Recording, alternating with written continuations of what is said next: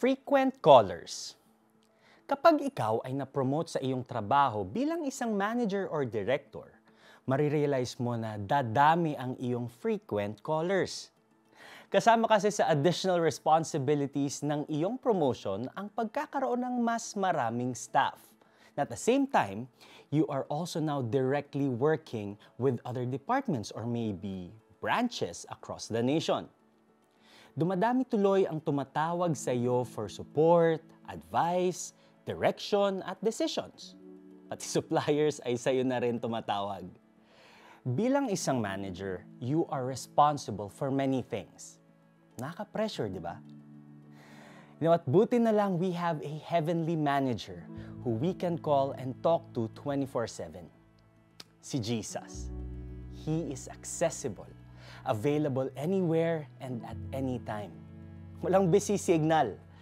Nandyan siya sa mga panahon na nalilito ka sa gagawin mo or nahaharap ka sa isang matinding deadline.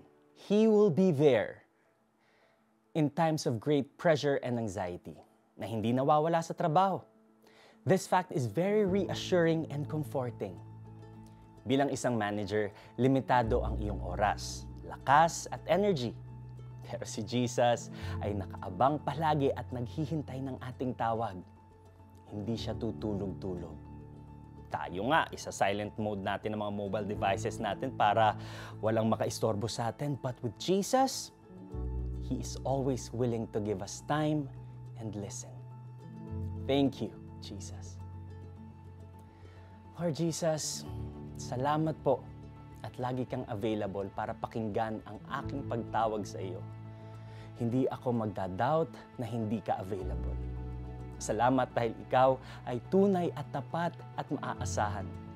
In Jesus' name, Amen. Tuwing umaga, set aside time to call on, pray, and talk to Jesus. Pasalamatan mo siya sa assurance na He will always be there in times of trouble. Itaas mo sa Kanya ang mga concerns mo in prayer. Then believe that He will answer. Kung mananalangin ka sa akin, tutugunin kita at ipahahayag ko sa iyo ang mga bagay na dakila at mahiwaga na hindi mo pa nalalaman. Jeremiah 33, verse 3.